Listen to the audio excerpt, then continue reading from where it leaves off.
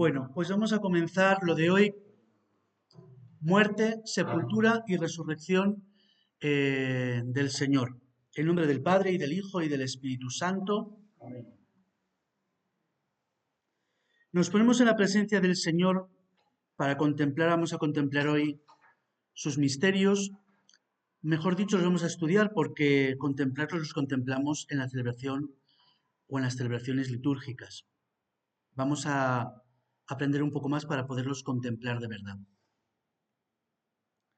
Padre nuestro que estás en el cielo, santificado sea tu nombre, venga a nosotros tu reino, hágase tu voluntad en la tierra como en el cielo.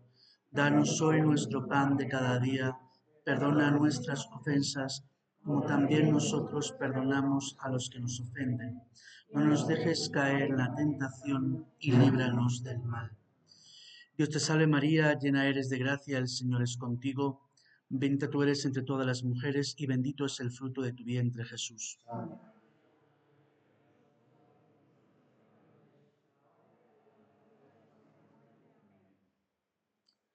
María, trono de la sabiduría, ruega por nosotros.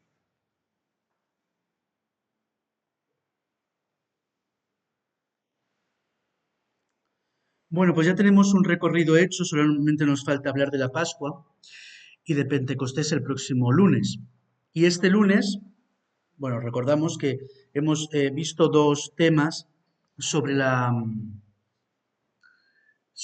Cuaresma, itinerarios y liturgia de la Cuaresma, prácticas cuaresmales, y después hemos visto el tema sobre el Domingo de Ramos, que es las palmas y la venida del Señor.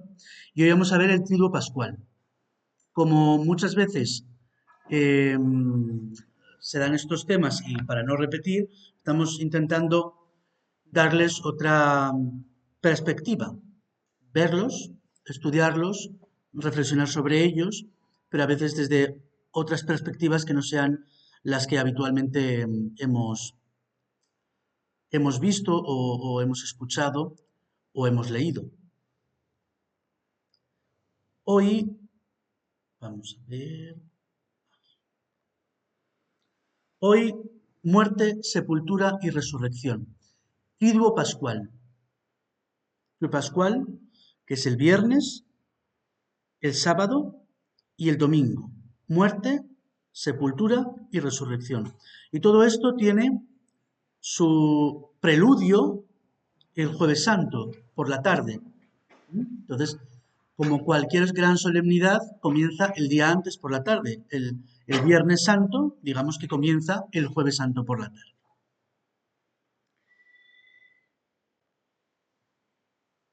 Los misterios de la vida de Cristo. Los misterios en la vida de Cristo.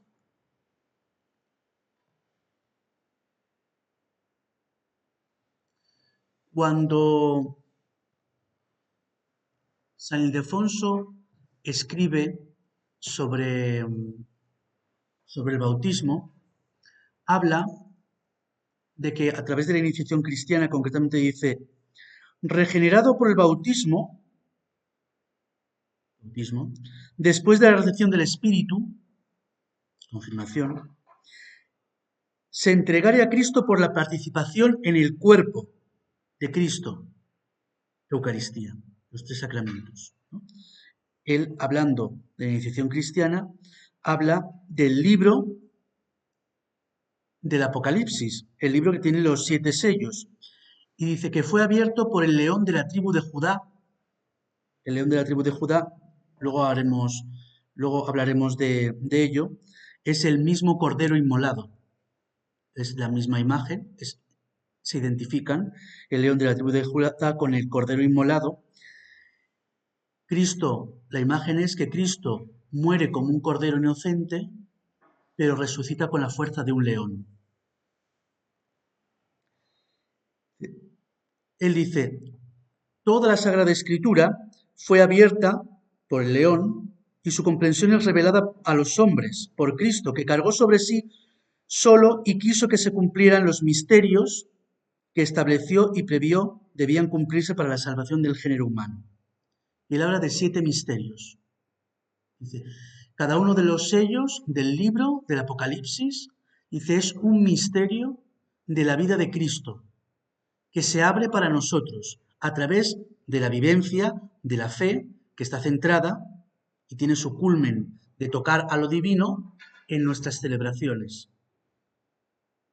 En la celebración litúrgica tocamos lo divino. Decimos, con los ángeles y los santos cantamos el himno de tu gloria. Y entonces yo les explico a la gente, si somos dos no nos importa. Si somos dos en la celebración no nos importa.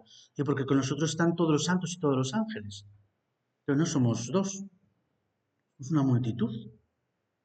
Entonces, nosotros tocamos lo divino. Y por eso contemplamos y participamos de los misterios de Cristo. Que dice San Ildefonso, son 7, uno por cada sello. Son encarnación, nacimiento, pasión, muerte, resurrección, gloria y reino.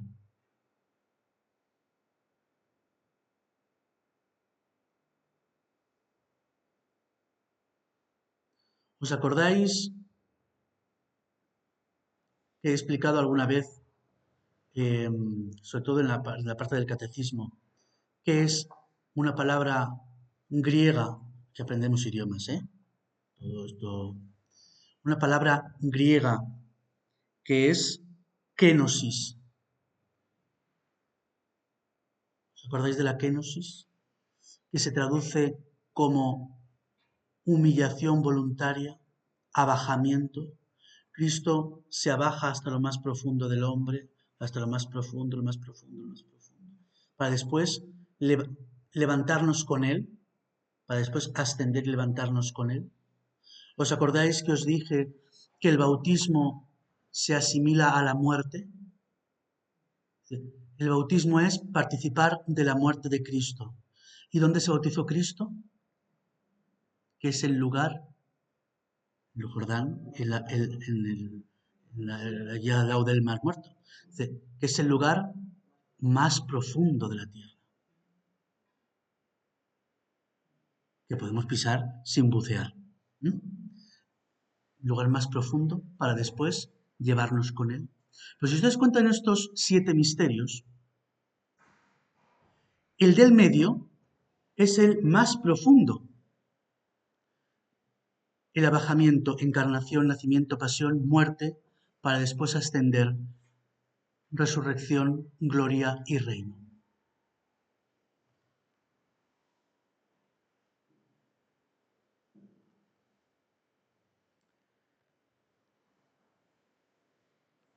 Hay como en los misterios de Cristo, si nos damos cuenta, hay como dos polos, que son las dos grandes fiestas o los dos grandes tiempos festivos en el calendario litúrgico, que es el ciclo de Navidad y el ciclo de la Pascua, que tienen sus paralelos. Porque si cogemos el tiempo de Navidad, es parecido en lo que se habla, la luz, Cristo es el príncipe de la paz, eh, nos ha nacido la vida. Pues los temas son parecidos a los de la Pascua también. La luz del cirio pascual, la vida nueva de Cristo, resucitado. Jesús que saluda a sus discípulos con el saludo de la paz. También los dos tiempos están precedidos por un tiempo de preparación, que celebramos el Adviento y la Cuaresma de color morado. Son tiempos más o menos penitenciales, aunque la Cuaresma es más penitencial y el Adviento no tanto. ¿Se parecen? Son dos ciclos, como digamos dos partes de los misterios, la encarnación y el nacimiento y el misterio pascual. Eso es lo que estaba buscando antes, y no estaba puesto. ¿Sabéis qué es esa imagen? Igual se ve un poco pixelada. En general, un cubo. Un cubo. ¿Cubo para la fregona? No. ¿Un cubo para el bautismo? Casi, porque es un cubo, es el acetre, falta el hisopo, el acetre es efectivamente un cubo donde se pone agua bautismal para, a los que ya están bautizados, aspergerles para recordar el bautismo. Es un rito que se hace desde antiguo y es un rito que se puede hacer todos los domingos del año, ¿vale? Que en los domingos sustituye al acto penitencial. Y entonces, no sé si veis exactamente ahí que hay dos imágenes, una arriba y otra abajo. No sé si veis lo que representan.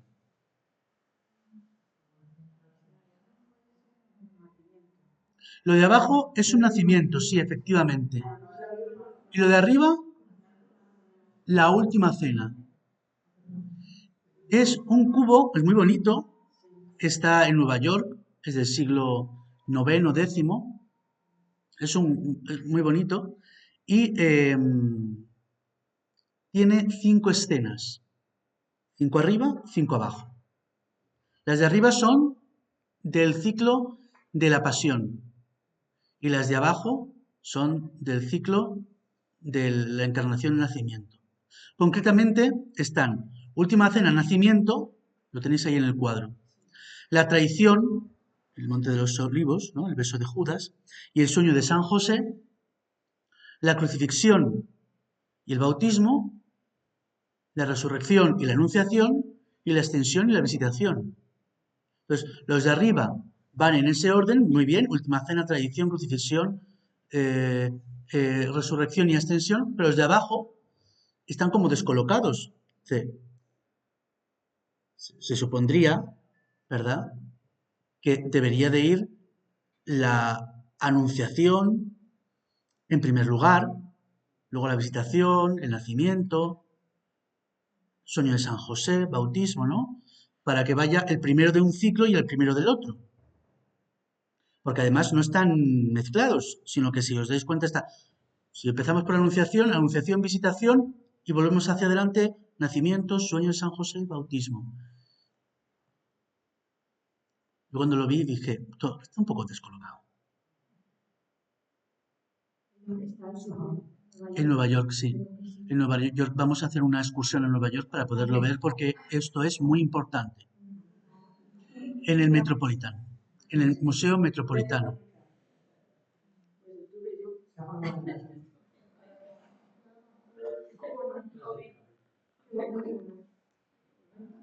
No hay señal.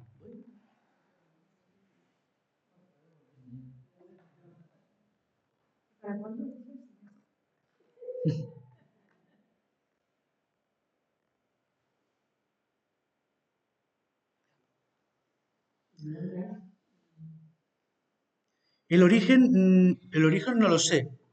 Sé que es del siglo noveno, décimo. Y dice, ¿para qué está aquí? Pues porque si nos damos cuenta,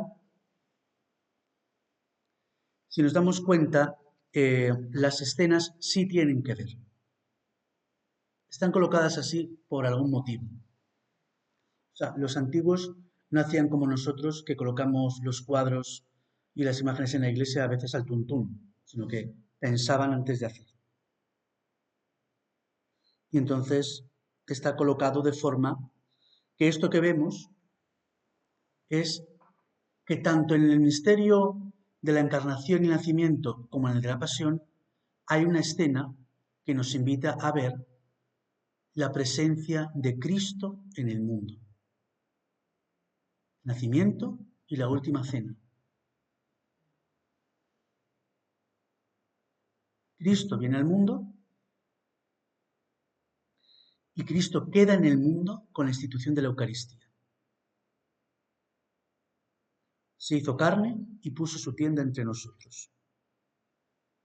A continuación, traición y el sueño de San José, que el sueño de San José da paso a la huida a Egipto. Vino a los suyos y los suyos no le recibieron. Tuvo que huir a Egipto y fue traicionado por Judas.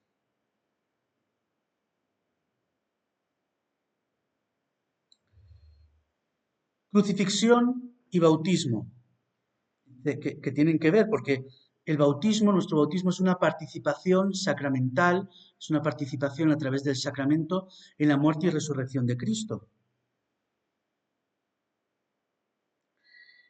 Se lavan los pecados con uno y con el otro. Bautismo, lava los pecados, crucifixión, se nos limpia del pecado por la sangre de Cristo. De hecho, San Pablo dice que se hizo expiación por nuestros pecados, expió nuestros pecados. Resurrección y anunciación. En los dos están los primeros misioneros. El patrono de las misiones, los primeros misioneros, no fueron los apóstoles, fueron los ángeles, que fueron los primeros que anunciaron la buena noticia, que Cristo había venido al mundo y que Cristo había resucitado. Te veo contrariado. Cuando llegue el Domus reza a los ángeles. Los ángeles anuncian a una mujer, en el caso de la Virgen, a unas mujeres, en el caso de la resurrección, la gran noticia. La gran noticia, la anunciación y la resurrección, los dos grandes misterios. Y la ascensión y la visitación nos invitan a no ser como Santo Tomás. Ahí podía estar la duda de Santo Tomás, ¿vale? Pero bueno, a no ser como Santo Tomás. ¿Qué le pasó a Santo Tomás? Que él tenía que ver, porque si no veía, y aquí nuestra amiga se ha puesto las gafas ahora. Tenía que ver las gafas porque ella tiene que ver. Y le dice Jesús, dichosos los que crean sin haber visto. Pero fijaos que eso de dichosos los que crean sin haber visto se refiere a los que después de la ascensión vamos a creer sin verle, pero también se refiere a quienes antes de que apareciera en el mundo, en la visitación, creyeron sin haberle visto todavía.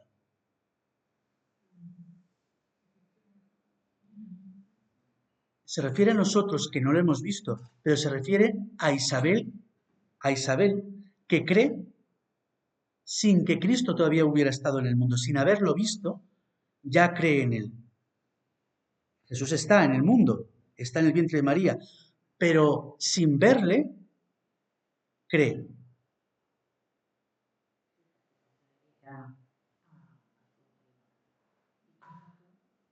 ¿Quién soy yo para que venga la madre de Mi Señor? Cree sin verle. Entonces, después de la ascensión estamos nosotros llamados a creer sin verle físicamente. Ya sabemos que nosotros le vemos a través también de los signos de la liturgia.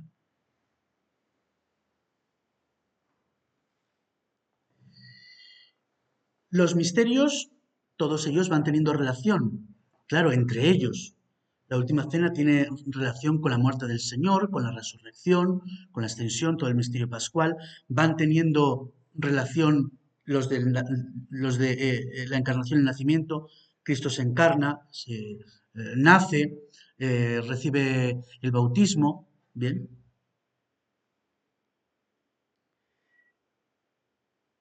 Y entre los dos, como hemos visto, pues también hay correlación. Nosotros estamos llamados a participar en los misterios. Cuando nosotros celebramos la misa, se dice, el sacerdote muestra el cáliz, muestra un fragmento del cuerpo de Cristo y dice, este es el Cordero de Dios que quita el pecado del mundo. Y nosotros después decimos, cuando vamos a comulgar, decimos que vamos a participar, ¿no? Vamos a participar de la Eucaristía.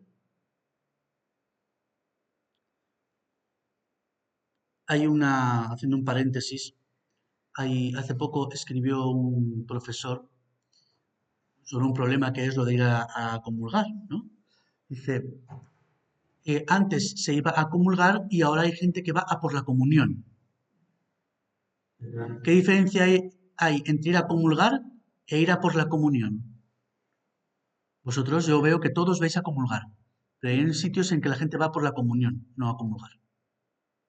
Cuando uno va a comulgar, va delante del sacerdote y comulga, bien sea en la boca, bien sea en la mano. Pero hay gente pues que va por la comunión, se la pones en la mano y se la lleva, luego la comulga en el banco, de camino. Es como un viático. El viático es para el camino, ¿no? Pues ellos se lo llevan de camino. No le gusta, no, es que no se puede hacer. Eso no está bien. Eso no está bien. Hay que comulgar. Sí. Bueno, pues todavía tenemos en algunos sitios en que no lo dicen. Entonces, bueno. Cuando nosotros comulgamos, participamos del misterio de Cristo, participamos de Cristo, que es de su cuerpo, ¿no? Participamos de su cuerpo. Pero si Él vivió todos estos misterios septiformes, nosotros participamos de los misterios. El otro día prediqué de eso en el martes pasado. Allá. Nosotros participamos de los misterios. Nosotros participamos de la encarnación, del nacimiento, participamos de la muerte. Cada vez que nosotros en nuestra vida cotidiana, por la fuerza de la Eucaristía, morimos al pecado, participamos de la muerte de Cristo. Participamos de la resurrección, participamos de la ascensión, de la gloria del reino. En el rito hispano-mozárabe, la forma que tiene para la comunión ayuda a comprender esto. Porque el rito hispano-mozárabe, cuando ya se ha consagrado y comienza el rito de comunión, no comienza con el Padre Nuestro. El rito romano comienza Padre Nuestro, paz, que es otro rito de comunión, la fracción del pan con el Cordero de Dios, luego ya viene la comunión sacramental. Aquí antes del Padre Nuestro, está la fracción del pan. Y antes de la fracción del pan está el credo. El credo no se reza después de la lectura, se reza en el rito de comunión. Y entonces nosotros profesamos nuestra fe en que Cristo se encarnó, nació, murió, resucitó, ascendió, que vendrá, ¿verdad? Reino. Y después el sacerdote va partiendo, haciendo la fracción del pan y va recordando cada uno de los misterios. Diciendo encarnación, los coloca en la patena en forma de cruz. Encarnación, nacimiento.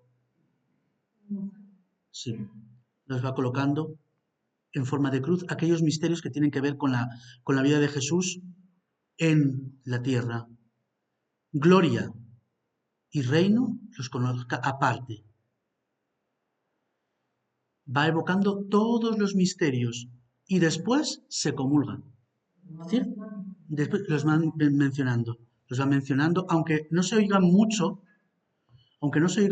si vais a la celebración, porque a la vez que lo hace hay un canto, pero va mencionándolos. Los coloca y después de eso que ha sido evocado los diferentes misterios, ya se comulga. Entonces, sí, son igual de válidas y de católicas, apostólicas y romanas. Bueno, romanas no, no son romanas, son hispanas. Bueno, entonces participamos sacramentalmente de los misterios de Cristo. Esto es lo que quiere decir, ¿no? La última, no sé si la última, sí, la última la celebré yo. La última de Madrid, la semana pasada, la celebré yo. El caso es, sí, el día 25. La cuestión es, nosotros cuando participamos del misterio, no andamos con chiquitas. Nosotros participamos de todo lo que es Jesús.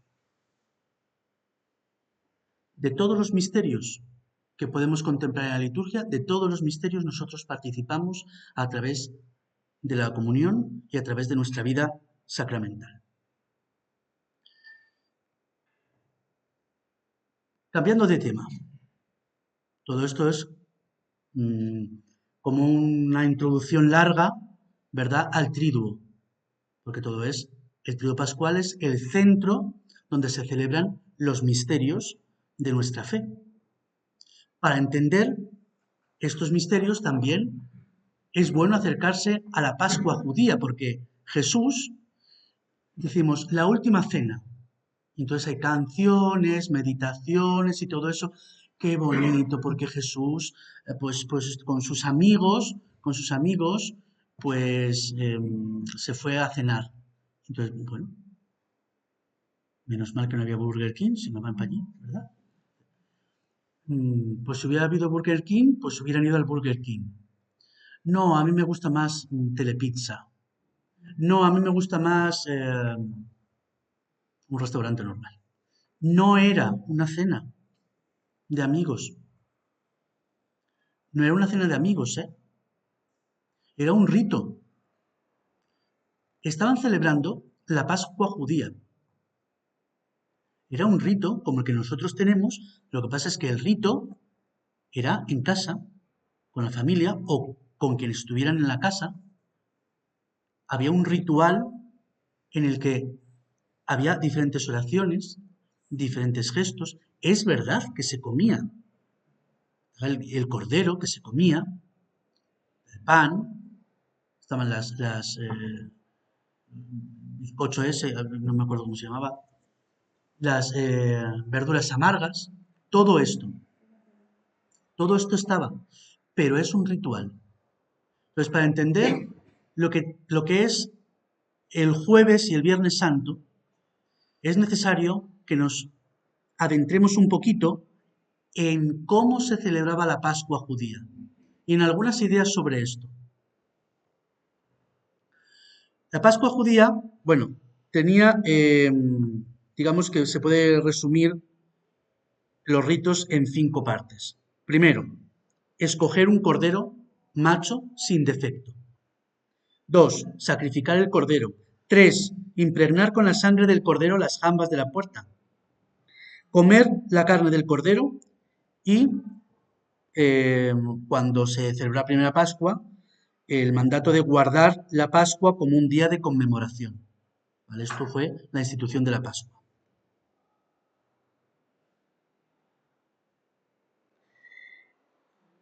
Bien.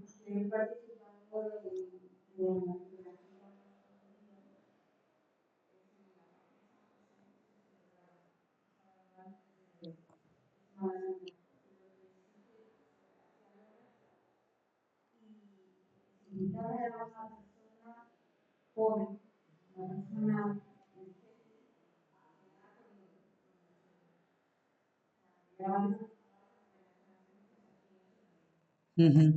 Bueno, es como en algunos sitios se hace para explicar a la gente más o menos algunas cosas de las que pudieron ser, ¿no? Pero bueno, no, en realidad es una cena inspirada en la Pascua judía. Sí. Cuando nosotros vemos lo de escoger un cordero macho sin defecto, nos evoca a la frase de San Juan: este es el Cordero de Dios, el Cordero que quita el pecado. Cuando Jesús nace, hay unos pastores que están allí cuidando el rebaño, en Belén, y el ángel les dice, después de anunciarles, les dice: aquí tenéis la señal. Encontraréis un niño envuelto en pañales y acostado en un pesebre. ¿A alguien le parece que eso es una señal de que Dios se ha encarnado así, si no conociéramos el Evangelio?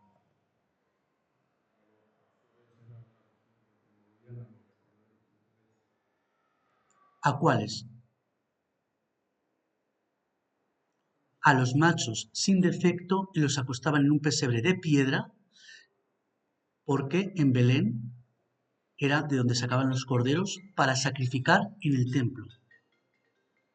Los corderos del sacrificio salían de allí, de Belén. Entonces la costumbre era que para que no se rompieran una pata, no se hicieran un rasguño y fueran perfectos para el sacrificio, nada más nacían, se les envolvía y se les acostaba en los pesebres para que no se rompieran nada.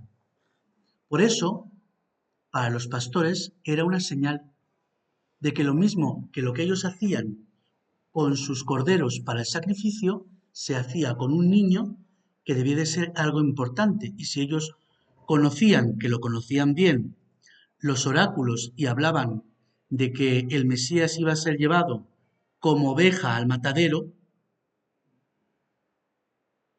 pues entonces algo de señal sí tenían. Cuando seguimos hacia la pasión, hablan de que en ese día están preparando la Pascua. Dice, era el día de la preparación de la Pascua. San Juan, cuando escribe, coincide el día de la preparación de la Pascua, o sea, cuando se matan los corderos, con la muerte de Jesús. Era el día de la preparación de la Pascua. Pero además, también dice una cosa, que a los dos que estaban a los lados le quebraron las piernas, pero a Jesús no. Éxodo 12, prescripciones de la Pascua. Se ha de comer en una sola casa, no sacarás fuera nada de la casa y no le romperás ningún hueso. Jesús es el Cordero de Dios que quita el pecado del mundo porque fue inmolado, como los corderos, en el sacrificio de la Pascua para quitar nuestro pecado. Cuando llega el Apocalipsis también se habla de un cordero que está de pie, en el primer texto al final lo tenéis, de pie pero degollado. Yo nunca he visto un cordero que esté degollado y se mantenga en pie. A no ser que Cristo sea el cordero que ha resucitado y está de pie con las heridas de la pasión. Murió como un cordero, pero vence como el león de la tribu de Judá. Cuando se hacen los oráculos sobre Judá, le dice, tú te levantarás como un león. Cristo es el león de la tribu de Judá, resucita. San Ildefonso habla, el texto que antes leí, está ahí, habla del león de la tribu de Judá que nos defiende.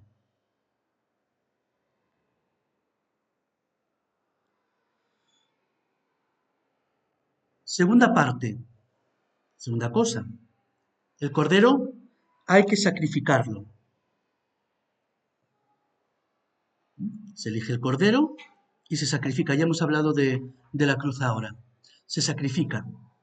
Cuando un documento que se llama la Misná de los judíos describe lo que sucede con los corderos, con lo que pasa en el templo cuando van a sacrificar a los corderos.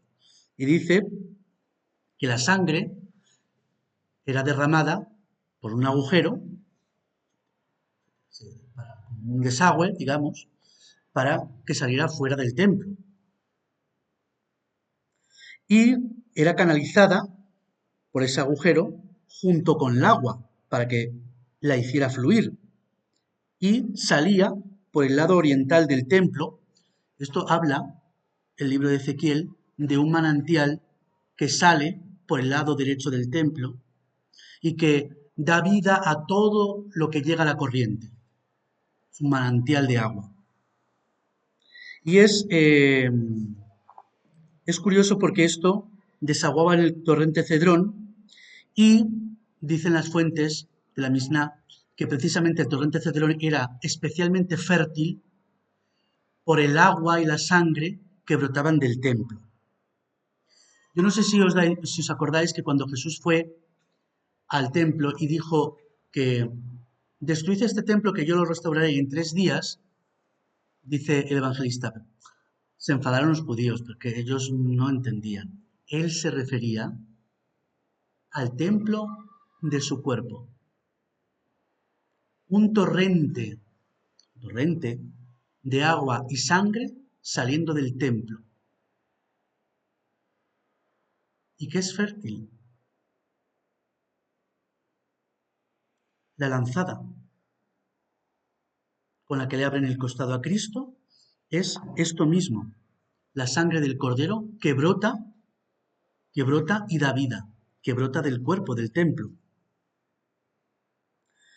En griego, en Juan 19:34, usa una palabra para hablar de esto, que es pleura.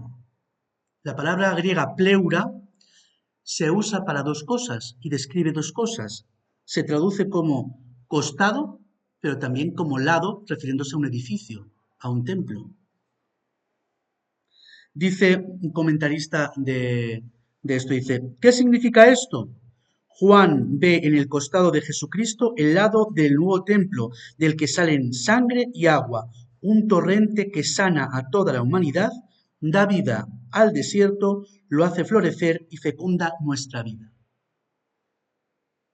Si vais normalmente, esto se cumple normalmente, pero a veces no, ¿eh? Si vais a una iglesia antigua y os colocáis mirando, o sea, con la espalda al altar, ¿no? En el lado derecho, a vuestra derecha, o sea, según miráis el altar a vuestra izquierda, normalmente si hay varios retablos y todos tienen sagrario, no vale. Pero si no todos tienen sagrario, según miráis el altar a la izquierda, o sea, del lado derecho del templo, allí normalmente está el sagrario. Hay un sagrario que se usa también para la Semana Santa. Hay un sagrario donde debería de estar la lanzada. Si el templo fuera Cristo, con su cabeza en el altar, a ese lado derecho hay un sagrario. Si vais a alguna iglesia antigua, no se cumple siempre, pero os podéis dar cuenta de que esto ocurre. Una curiosidad. ¿Que sabéis para qué son estas curiosidades? ¿Para qué? Para fardar luego, cuando vayáis a un sitio con amigos a enseñárselo, para fardar luego, para vanagloria. Y después hay que irse a confesar.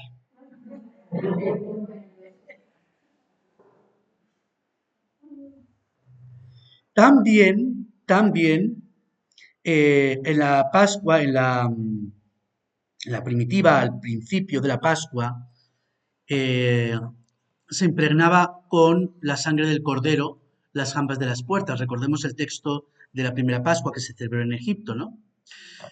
Que era para que los primogénitos no murieran, ¿verdad? Iba a pasar el Señor y para que los primogénitos no murieran había que pintar las jambas de la puerta con la sangre del cordero sacrificado. Luego, el cordero tiene el poder de evitar la muerte. Para nosotros, evitar la muerte es dar la vida eterna.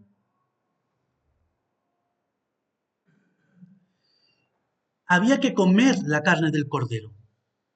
No vale solo sacrificarlo, sino que había que comerlo.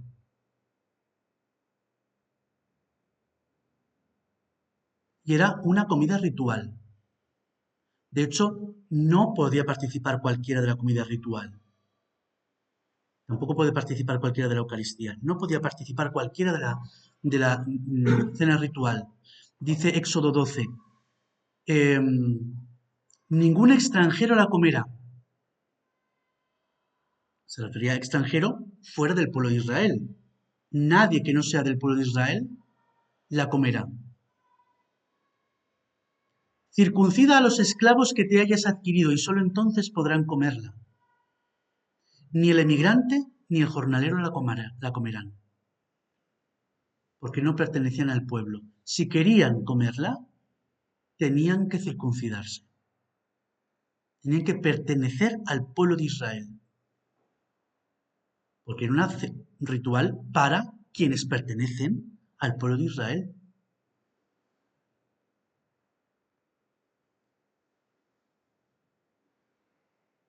Y por último, el mandato del Éxodo era que había que guardar la Pascua como un día de conmemoración. Una palabra hebrea que se llama zícaron, es la conmemoración. La conmemoración no es un recuerdo, sino que la conmemoración es que lo que ocurrió entonces, la liberación, ocurre hoy. Yo participo hoy, a través de este signo, de lo que pasó entonces. Memorial, vuelve a ocurrir. No es que yo haga memoria solamente de lo que le ocurrió a no sé quién. Es que Dios hace memoria de lo que hizo entonces para hacerlo también ahora. La memoria mía, cuando llega a un punto ya no tengo más memoria. La memoria de Dios es eterna. Lo que hizo entonces por los hombres, lo sigo haciendo en cada momento. Eso es el memorial. ¿Cómo era la cena? Ese memorial. Pues la cena estaba jalonada por 4 copas. Ah, anda que menudo. ¿Dónde está el cáliz de Cristo? Dicen los de Valencia, lo tenemos nosotros. Dicen unos de León, no, lo tenemos nosotros. Y resulta que había 4, ¿no? Había 4 copas en la mesa. No sabemos cuál era cuál. Ahora veremos que había una que no se usó. La primera copa estaba acompañada de una oración que es una bendición que se llama Kiddush y del plato de hierbas. La segunda copa estaba la recitación del relato de la Pascua y preguntas y respuestas, el Salmo 113, Halel. La copa de la bendición, la tercera se llamaba la copa de la bendición, que era con el cordero y con el pan ácimo. Parece ser que fue aquí donde fue instituida la Eucaristía. Entre otras, porque la tradición más cercana a Jesús, que es San Pablo, no los evangelios se escribieron más tarde también, pero lo más cercano es San Pablo, y San Pablo habla del cáliz de la bendición.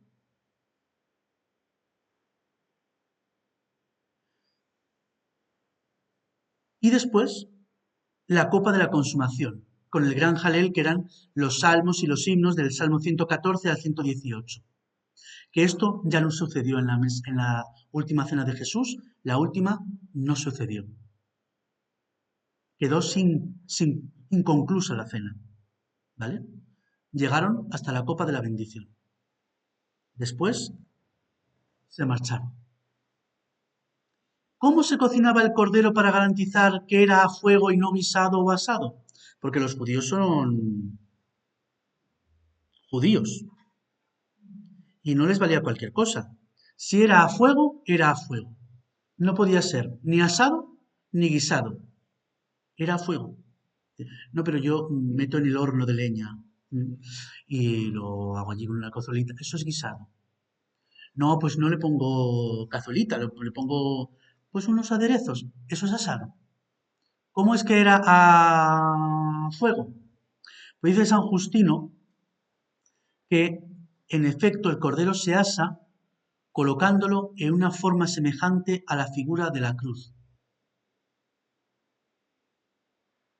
Se le ponía una punta del asador, lo atraviesa recto desde los pies a la cabeza y otra por la espalda, y a ella se sujetaban las patas del cordero. Era así como se hacía el cordero de la Pascua. O sea que a Jesús solo le faltó que le prendieran fuego, que ya lo que le faltaba al hombre. ¿Os dais cuenta, no? El cordero se asaba en la figura de una cruz. ¿Qué ocurrió entre la tercera y la cuarta copa? Pues ocurrió... no. Yo creo que le he dado sin querer 2 veces, sí. Ocurrió que mientras comían Jesús tomó pan, pronunció la bendición, lo partió, tomó el cáliz, pronunció la bendición, el cáliz de la bendición, la tercera copa, y después dice, desde ahora ya no beberé del fruto de la vid. Con lo cual la cuarta copa, después de cantar el himno, salieron para el monte de los olivos. Cantaron los himnos de la cuarta copa, pero no llegaron a tomarla. Dice algún autor. Un autor que explica esto muy bien en un libro. Dice, pero cuando Jesús muere en la cruz, después de ser crucificado, antes de morir, Jesús pide de beber. ¿Y qué le dan? O sea, el fruto de la vid. Así explica este autor, hay varios, pero uno es Scott Hahn, explica este autor cómo la última cena y la pasión del Señor son el mismo acto. Jesús, dice, los evangelios nos explican que la última cena acaba con Cristo en la cruz. O sea, que no se puede entender una sin la otra. No podemos entender el jueves sin el Viernes Santo. Digo yo, de una forma un poco más bromista, seguramente, pues esto lo entendieron los discípulos cuando lo vieron colgado en la cruz, porque si no hubiera muerto en la cruz, hubieran pensado que había bebido de más en las copas. Esto es mi cuerpo que se entrega por vosotros, esta es mi sangre, dirían. Aquí las cosas, está ya... Tiene que suceder, lo hace de forma profética y tiene que suceder que su cuerpo es entregado y su sangre es derramada para que esto tenga efecto. Y sucede, según estos autores, antes de que termine la última copa y termine la cena de Pascua. La Pascua incluye el sacrificio de Cristo, que además algunos dicen, en la mesa de Jesús ya había algunos grupos de judíos que no usaban cordero, que ya seguían otras prescripciones y no usaban cordero. Y dicen estos, Jesús no lo usó, porque él era el cordero de la cena. No comió cordero. Esto no es palabra de Dios. Esto, pero esto es lo que algunos expertos dicen, ¿no? Que ya en tiempo de Jesús había grupos, no pequeños, que no sacrificaban el cordero, porque también había profetas que habían dicho, no quiero sacrificios ni ofrendas. El sacrificio es un corazón contrito y humillado. Entonces, algunos ya no sacrificaban. Y en el caso suyo dicen, él seguramente no lo hiciera porque además el cordero era él. Si nos vamos a la liturgia del triduo pascual, y la explicamos así rápidamente porque son ya y 25,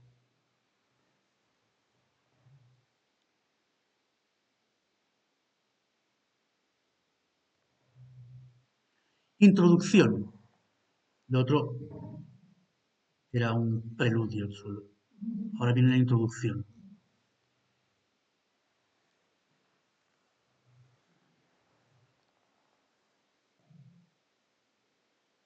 De todos los temas, fijaos, eran de introducción 7 cosas. Pero bueno, ya aquí tenemos 3, ya nos quedamos más tranquilos. Ya vamos a ir a misa, no os preocupéis. El triduo. 3 aspectos del triduo: muerte, sepultura y resurrección. Es un misterio en 2 celebraciones. La celebración del triduo pascual abarca la muerte, Jueves Santo, que ya hemos visto que va con el viernes, Jueves Santo, Viernes Santo, la celebración del Triduo Pascual son dos celebraciones. El Triduo, que va hasta la vigilia, luego la misa de Pascua, el día siguiente. Y es un misterio en 3 actos. Misa de la Cena del Señor, Santos Oficios y Vigilia Pascual. No sé si me explica. Son 2 celebraciones porque el Triduo es una sola.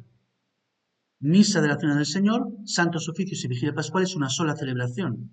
Y luego la Misa de Pascua va aparte. Es un lugar para la piedad popular, dice el directorio sobre piedad popular que hemos citado en estos días. Se ha producido en los ritos de la Semana Santa una especie de paralelismo celebrativo, por lo cual se dan prácticamente 2 ciclos con planteamiento diverso. Uno, la liturgia, y el otro, los ejercicios de piedad, sobre todo las procesiones.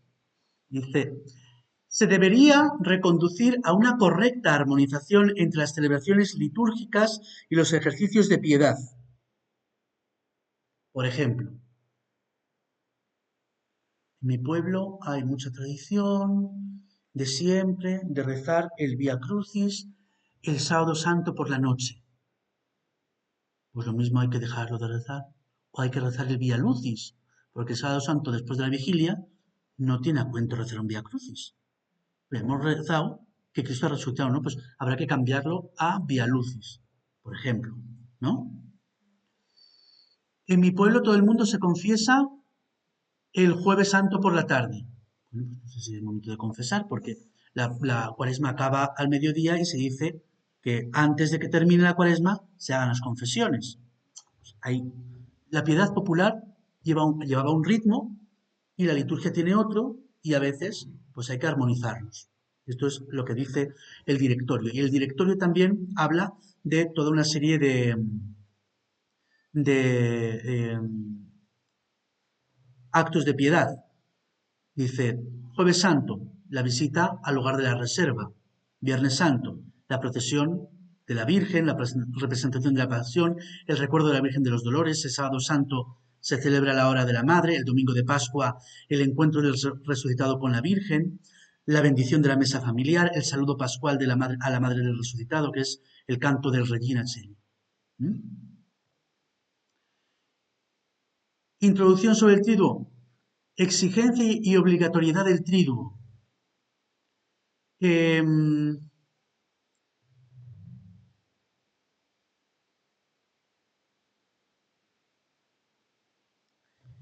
Es necesario el número conveniente de ministros y colaboradores instruidos cuidadosamente. O sea, que los curas tenemos que andar buscando a gente y la gente tenéis que ofreceros. No, es que el cura de mi parroquia anda buscando, no sé qué, ofrécete. Porque es necesario el número suficiente de ministros. ¿Cuáles son los ministros? Los curas. Hoy, pues a ver si hay frailes suficientes. No, los ministros no es que haya muchos frailes y muchos curas, ¿eh? Los ministros es que haya lectores, cantores, acólitos. Entonces hay que ofrecerse. Para llevar una vela, para leer, para lo que sea. Ofrecerse para que salga bien. Y además es que se dice que en aquellos lugares donde falte el número suficiente de participantes, ministros y cantores, que la gente vaya a otro sitio. No se haga. Procúrese que los fieles se reúnan para participar en las mismas en una iglesia más importante. Cuando un único presbiterio es responsable de diversas parroquias, conviene que los fieles de las mismas, en cuanto sea posible, se reúnan en la iglesia principal, donde haya una más notable participación de fieles. Eso aquí no sucede, pero hay en algunos sitios que quizás sí. El triduo no es de precepto. Nos puede resultar raro. Los domingos es día de precepto, pero el triduo no es de precepto, no es obligatorio. Es obligatorio, digamos, espiritualmente porque es el centro de la fe. Debo de intentar celebrarlo, ¿vale? pero la celebración de la muerte y la resurrección también se dan en el ciclo dominical. El Domingo de Ramos se celebra y se escucha la pasión del Señor. Y el Domingo de Pascua se celebra la resurrección del Señor. En el caso de las asambleas sin presbítero no es el caso de aquí, es el caso de en algunos lugares en los que son lugares muy pequeños y no hay un sacerdote y tienen que celebrar, un fiel tiene que dirigir la oración para el resto de la comunidad.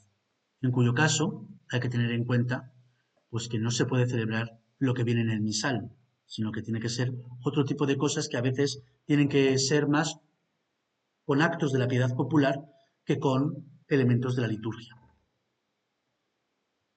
Son los horarios. ¿Cuándo se celebra? Cuando se puede, pero teniendo en cuenta estos horarios, más o menos. Dice, la hora nona que se menciona de la muerte del Señor son las 3 de la tarde. La hora vespertina, más o menos, la caída de la tarde, son las 5. La noche, después de la caída del sol, para la vigilia pascual. Y la adoración eucarística solemne, después ya no hay, o sea, después estará el Santísimo, pero ya no hay adoración eucarística del jueves, es a partir de medianoche. A las 12 termina. Es lo que pone en las rúbricas. Misa de la Cena del Señor. Vamos a ver rápidamente esas 3 celebraciones y algún apunte más. Esto no es que yo haya puesto mucho y esto lo haya dejado, me haya enrollado con lo otro. Quiero decir, esto, como siempre se explica, me parecía que no podíamos no decir una palabra, pero tampoco dedicar toda la sesión a esto. El Jueves Santo se celebra la Misa de la Cena del Señor, que es una celebración vespertina de la muerte de Cristo. Porque si nos vamos a los textos que tenéis ahí si nos vamos a los textos, que no lo veis muy bien, pero estarán colgados en el blog, nos damos cuenta de que continuamente hablan de la muerte del Señor y de la cruz. Antífona de entrada. Nosotros hemos de gloriarnos en la cruz de nuestro Señor Jesucristo. Gálatas. Oración colecta. Dice, al celebrar la Cena Santísima en la que tu unigénito, cuando iba a entregarse a la muerte, oración sobre las ofrendas. Cada vez que se celebra el memorial del sacrificio de Cristo, se realiza la obra de nuestra redención. La acción de gracias, en verdad es justo y necesario. Dice, porque su carne, inmolada por nosotros, es alimento que nos fortalece. Su sangre, derramada por nosotros. En las lecturas, Salmo 115, el cáliz de la bendición es comunión de la sangre de Cristo. Y la segunda lectura habla que cada vez que coméis y bebéis, proclamáis la muerte del Señor. Entonces, continuamente, las oraciones y las lecturas hablan del sacrificio de Cristo. O sea, hablan de la muerte. En lugar de la reserva, sabemos que el Jueves Santo se lleva el Santísimo, como que Jesús, después de haber cenado con sus discípulos, se retira a orar, entonces nosotros retiramos el Santísimo para orar con él en el lugar de la reserva, que no es un monumentum. El lugar de la reserva ya no se llama monumento. Monumento hacía referencia al sepulcro. Monumentum, en latín, traducido al castellano, no es monumento. Han hecho un monumento a quien sea. No, era un sepulcro. Entonces, lo que se hacía antes de colocar el Santísimo en un lugar con forma de sepulcro, no se hace. Es un lugar de la reserva para la oración, para retirarse como al Monte de los Olivos con Jesús a orar por la noche. Tampoco es una exposición del Santísimo, no se usa custodia. Se usa un sagrario. Y la finalidad de esa reserva es también para la adoración, para el viático y para la reserva para el viernes, para poder comulgar el viernes. La hora santa es eso, es retirarse con Jesús a sus discípulos, velad para no caer en la tentación, en el Monte de los Olivos. Estar cerca de él hasta medianoche. Tiene un poco de recordar la oración de Jesús antes de la pasión. El viernes se hace la pasión, la celebración de la pasión del Señor, lo cual no quiere decir que esto no tenga un valor. Como no es la misa, pues tiene el valor de una Eucaristía. El sacerdote se reviste como para la misa. No se pone cualquier cosa, no, se reviste como para la misa. Tiene unas lecturas, una liturgia de la palabra, que tiene lecturas, entre ellos la Pasión según San Juan, y tiene una oración universal, que es especial, no son las peticiones normales. Esta oración se hace una monición, oremos por, y luego se hace la oración. Se guarda un momento de silencio y se hace la oración. Son 10. Por la Iglesia, por el Papa, por todos los ministros y por los fieles, con la mención del obispo, por los catecúmenos, por la unidad de los cristianos, por los judíos, por los que no creen en Cristo, por los que no creen en Dios. O sea, por los que no creen en Cristo incluye a los de otras religiones, pero que creen en Dios. Los judíos, los musulmanes, los budistas. Los que no creen en Cristo, agnósticos y ateos, por los gobernantes y por los atribulados.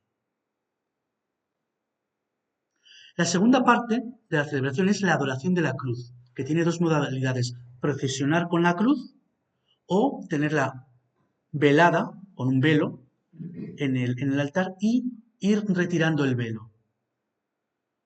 En muchos sitios siguen la costumbre de velar la cruz el quinto domingo de Cuaresma, porque el quinto domingo de Cuaresma se pueden velar las cruces y las imágenes que están en las iglesias. Esto yo creo que alguna vez he dicho, pero no vamos a pararnos ahora. En otro momento podemos hablar de qué sentido tenía eso. El Jueves Santo es cuando, si están veladas las imágenes, se descubre la cruz. Y para la vigilia es cuando se quitan de todas las otras imágenes de los santos y de la Virgen. Hay una vinculación entre la adoración de la cruz y la Eucaristía. Hemos hablado de la vinculación entre la cena de Pascua y el sacrificio.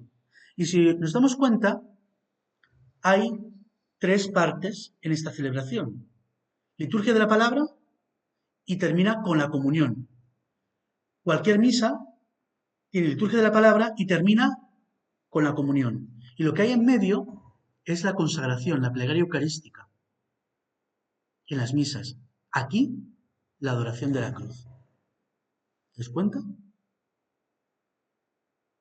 Y hay unos himnos de la cruz y de los improperios, que es lo que se canta en teoría. Si no se sabe, pues se cantan otras canciones que tengan que ver con la cruz del Señor.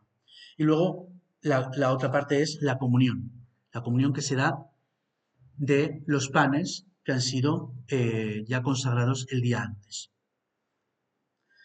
El Padre Nuestro y la comunión. Vigilia Pascual. La Vigilia Pascual tiene 4 liturgias. No es que tenga liturgia de la palabra, liturgia eucarística. Además de la liturgia de la palabra y la liturgia del sacrificio de la Eucaristía, tiene 2 más. La liturgia de la luz y la liturgia bautismal. La liturgia del fuego y la liturgia del agua. Por la noche. El cirio nace como varias velas unidas, 3 cirios unidos, para las 3 invocaciones Luz de Cristo, para evitar también que se apague. El pregón pascual menciona, por ejemplo, la cera de abejas, que un cirio tiene que ser de cera de abejas o tiene que tener una proporción de cera, no puede ser un tubo de PVC con líquido dentro, si no es cera de abejas, al menos. Yo nunca he visto a las abejas fabricar parafina. Todo se andará, ¿no? Lo mismo hay alguna evolución genética que no conozco, pero bueno. Entonces, es bueno no mentir, ¿verdad? Queda feo mentir, pero encima si vas a hacer una ofrenda a Dios y dices, te ofrezco este cirio hecho de cera de abejas, Pues hombre, queda peor todavía, ¿no? Sí. Feo mentir, pero mentirle a Dios ya en una celebración delante de la gente, pues en fin. Bueno, en algunos sitios no queda más remedio por algún motivo que tener una cosa así. El cirio representa la columna de fuego de la noche de la salida del pueblo de Israel de Egipto. Es la columna que guía a los fieles hacia la salvación. Eh, Liturgia de la palabra. Hay 7 lecturas que recorren, hemos hablado de las lecturas ya cuando hemos hablado de las lecturas en la cuaresma, recorren la historia de la salvación, la creación, el sacrificio de Abraham, el éxodo, con amor eterno te quiere el Señor, tu libertador, venid a mí y viviréis, caminar al resplandor del Señor y derramaré sobre vosotros un agua pura. Después, canto del Gloria, la epístola de San Pablo, el Aleluya y el Evangelio. ¿Vale? Esto es la liturgia, todas las lecturas. ¿Vale? Liturgia bautismal. Bueno, ahí tenemos un icono que vemos como Jesús está ahí, que si le ponemos un paréntesis y quitamos todo lo demás y solamente cogemos a Jesús, parece que está ahí puesto pues como en un pesebre azul o en un sepulcro azul. Y es que el bautismo se compara con estar sepultado. Nosotros somos sepultados en las aguas bautismales. Esa es una de las imágenes. El baptisterio siempre representa el sepulcro del Señor, en el que, igual que Él entró muerto y salió resucitado, nosotros entramos con pecado y salimos a una nueva vida. Hay una procesión con el Salmo 23, perdón, el Salmo 23, en los bautismos, con las letanías hacia la fuente bautismal, hacia el baptisterio, y se hace la bendición del agua. Luego en muchos lugares se puede coger agua para bendecir en nuestras casas. No sé cuál es la costumbre, pero en muchos lugares existe esa costumbre. Con el agua de esa noche se lleva o se dice al cura que vaya a la casa, ¿vale? A bendecir. Entonces, cuando llegue Pascua, pues si queréis, pues le decís a los curas, al padre Manuel o a mí, y vamos a bendecir. Eso sí, pues os ponéis un poquito de merienda y no pasa nada. ¿Bien? Eso, no hay ningún tipo de problema en ir a bendecir las casas. Si no ponéis merienda, pues vamos igual. ¿Vale? Pero como que vamos más alegres. Y por último, termina. Se ríe porque le debo un vino a ella. Yo a ella. Porque he ido a su tierra y he traído una botella de su tierra. Y por último, la liturgia del sacrificio, que es la liturgia eucarística. Yo a veces me pregunto cuando gasto estas bromas y luego la gente lo ve por YouTube, digo, ¿la gente qué pensará de mí? Pues muchos saludos a los que nos vean en diferido. Entonces, termina con la celebración de la Eucaristía, una liturgia eucarística sin más cosas. Pero hemos hablado de que era muerte, sepultura y resurrección. ¿Y la sepultura qué pasa con ella?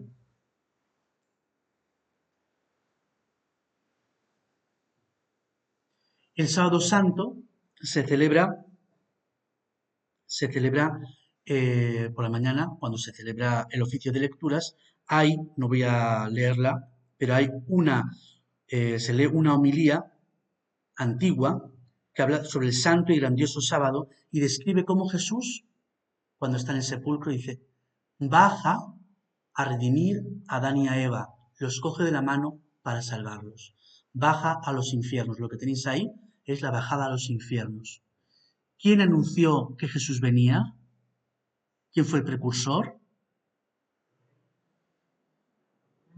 El Bautista, que murió antes que él y estaba también esperando allí. Fue precursor aquí y fue precursor en los infiernos. en el lugar donde esperaban los justos a ser rescatados. Y ahí en ese cuadro, que está en el Museo Nacional de Lisboa, ahí es un tríptico y ahí veis en el fondo que están Adán y Eva. El fondo es una Adán y Eva. Y este que está en primer lugar, si os fijáis, está vestido con una piel de camello. Ahí está. Lo que están mirando todos hacia arriba, que no sale muy bien en esta foto que por eso está cortada, es que está Cristo resucitado como descendiendo hasta allí.